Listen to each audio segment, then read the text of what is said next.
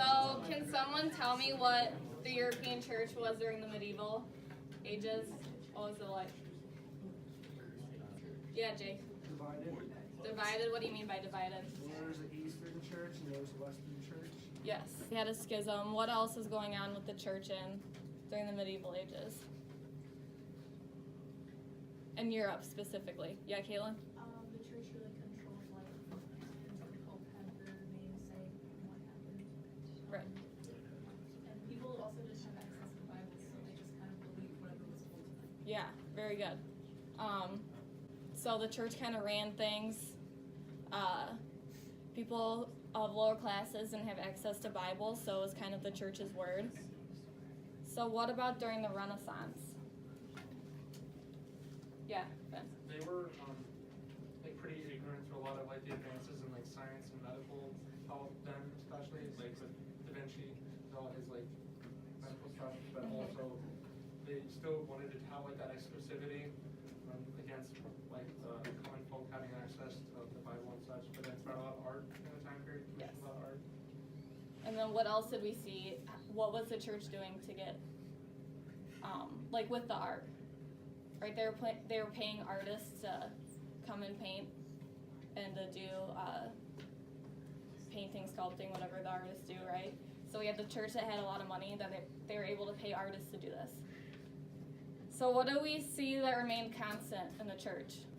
Yeah, Ben, you want to add something? Yeah, they wanted to be like still above everyone else during the time period, at least exclusivity-wise.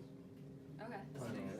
So we know at this point in time the church has a lot of power within Europe, right? So now what we're going to talk about today is Martin Luther and the Reformation. And this had such a large effect and it transformed Europe. So as you guys can see on your sheets, this is where we're going to be putting in on the floor, on your guide notes, okay? So Martin Luther, he was born in 1483 in Saxony. This was part of the Holy Roman Empire. He was a well-educated man.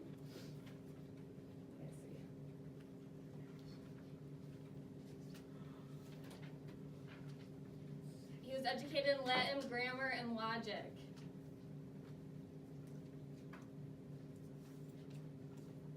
And his father pushed him to go to law school, but Martin hated it.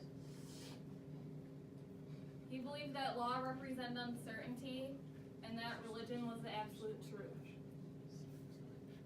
So instead of going to law school, he joined a monastery and became a monk in 1505. Martin Luther was also a professor at the University of Wittenberg, and while he was there, he studied the Bible. So the Reformation, we have the word reform in it, right? So it's the action or process of changing an idea or an institution. So we already had some people who tried to criticize the church, but they weren't very successful. And so the two biggest critics of the church that had the most success were Martin Luther and John Calvin. So people were inspired by the new ideas of the Renaissance and the easy movement of ideas that we got because of Gutenberg's printing press. Right, so with his printing press, we saw that ideas could spread more rapidly. And then what else did we see? We saw that there was that they were printing in different languages, right? So more common people could be able to read. So the biggest issue that Martin Luther had with the church had to do with what is called indulgences. So indulgences are forgiveness given by the Pope for people's sins.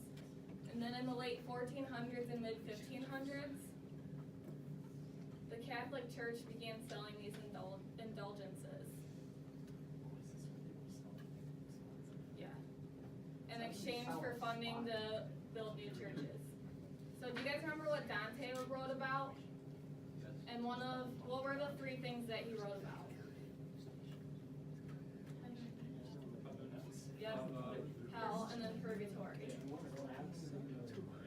So what happened is that when people died, they went and waited in purgatory, and it's you either wait to go to heaven or hell, and this is like how long you wait. So when the churches were selling indulgences, people were paying to be able to get their family who passed away out of purgatory quicker.